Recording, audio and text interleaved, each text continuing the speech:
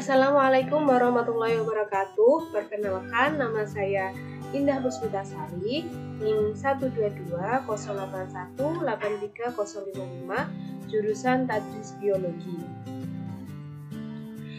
Di sini kita akan belajar mengenai sistem perkembangbiakan tumbuhan dan hewan. Nah, di sini kita akan belajar bagaimana sih tumbuhan itu untuk berkembang biak, bagaimana cara hewan untuk berkembang biak. Oke, kita mulai ya.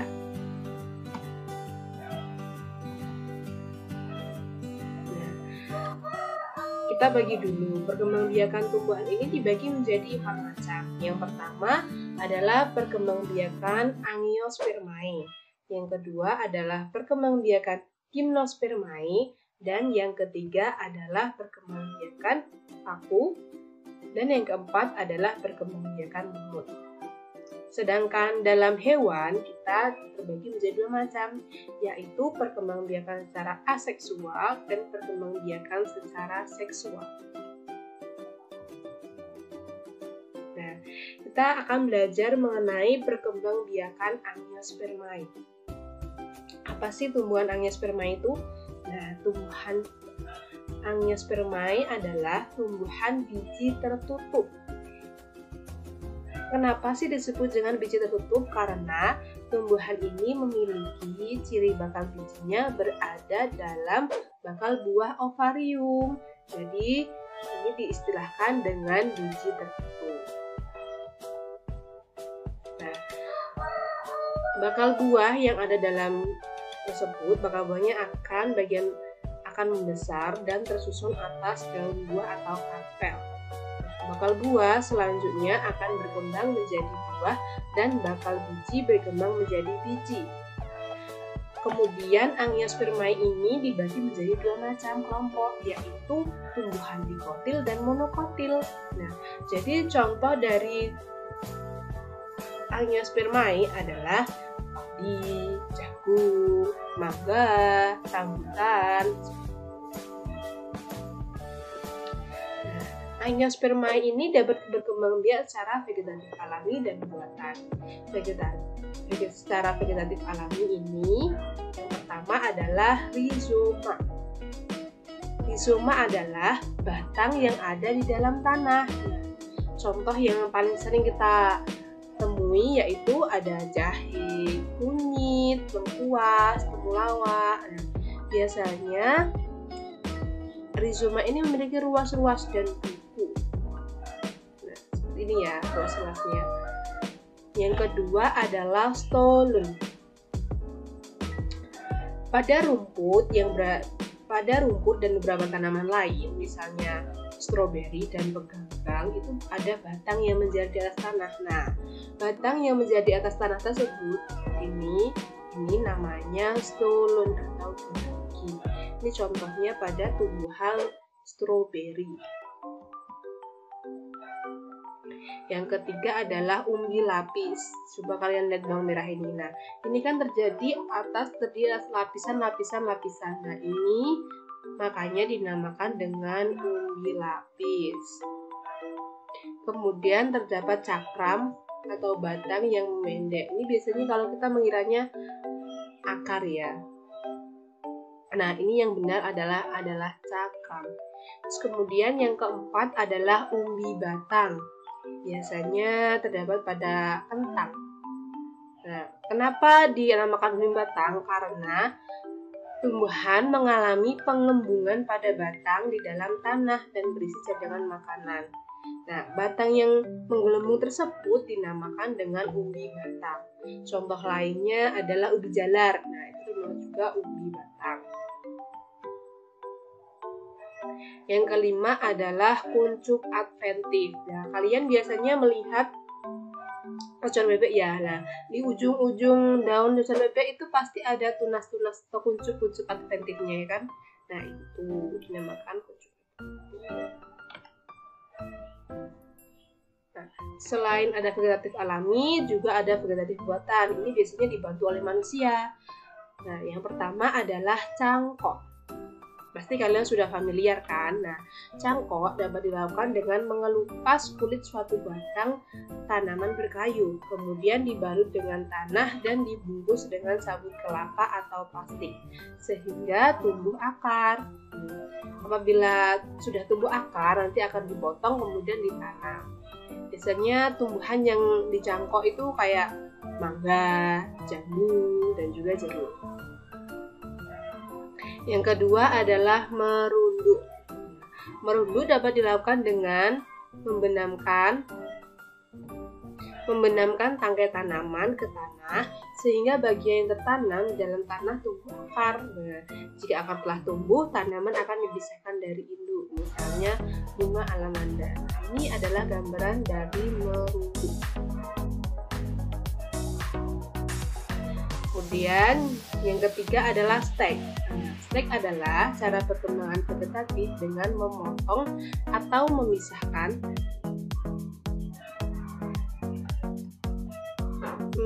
dari induk suatu bagian tanaman dan kemudian ditanam untuk menghasilkan individu baru. Misalnya itu pohon ketela. Nah, pohon ketela kan biasanya kita memotong batangnya terus kemudian kita tanam, maka akan tumbuh individu baru. Nah, itu sama juga kayak rumput gajah dan pohon seruni. Kemudian ada perkembangbiakan generatif pada tumbuhan sperma. Nah, pada generatif atau secara kawin tersebut, kita membutuhkan sel sperma dan sel telur, sehingga terjadi fertilisasi. Nah, biasanya sel sperma dan sel telur ini terdapat pada organ bunga ya. Kalau kita biasanya bunga kan ada putik dan benang sari lah. Terjadilah pada saat tersebut ada putik dan benang sari, terjadi fertilisasi atau pembuahan sehingga terbentuklah biji, dan biji tersebut dapat menjadi individu baru melalui proses penyebatan. Setelah angiospermae, kita beralih kepada gimnospermae. Tumbuhan gimnospermae itu apa sih? Nah, gimnospermae adalah tumbuhan yang berbijinya terbuka. Nah, karena kan gimnospermae ini tidak memiliki bunga seperti halnya angiospermae. Namun tumbuhan gimnospermae memiliki alat perkembangan generatif yang disebut dengan strobilus atau runjung. Pada tumbuhan pinus dan melinjo terdapat dua jenis strobilus dalam satu pohon, yaitu strobilus jantan dan strobilus betina. Pada tumbuhan pakis haji, strobilus jantan dan betina terpisah atau tidak berada dalam satu pohon. Nah, ini kita bisa lihat ini adalah biasanya pinus-pinus. Nah, strobilusnya mana? Strobilusnya itu kalau kita bermain, misalnya kalau di pinus itu ada kayak bunga-bunganya, tapi itu bukan bunga, kayak buah pinusnya itu loh. Nah, itu adalah strobilus. Kemudian yang warnanya coklat, terus kemudian ada ini pakis haji, ini adalah strobilusnya, dan juga biji tanaman melinjo. Nah, sekarang kita akan belajar mengenai daur hidup dari tumbuhan paku ya. Ini adalah tumbuhan paku dewasa. Di dalam tumbuhan paku dewasa ini terdapat sorus. Nah, sorus ini terdiri atas beberapa sporogonium. Nah, sporogonium ini adalah kotak spora. Jadi di dalamnya ada spora-spora. Spora tersebut itu mengalami meiosis atau pembelahan. Sporanya ini akan membentuk protalium. Nah, di dalam protalium ini terdapat dua sel kelamin, yaitu ada andrometrium yang menghasilkan sel sperma dan kemudian ada archegonium yang menghasilkan sel ovum. Sperma dan ovum tersebut akhirnya bertemu dan mengalami fertilisasi. Nah, dari fertilisasi tersebut menghasilkan zigot. Nah, zigot ini menjadikan tumbuhan paku muda hingga menjadi tumbuhan paku dewasa.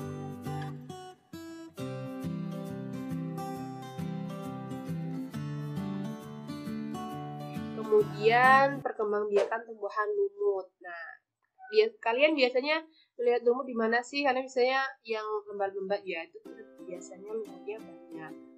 Lumut dapat mengalami perkembangbiakan vegetatif melalui kuncup atau gemait dan melakukan fragmentasi.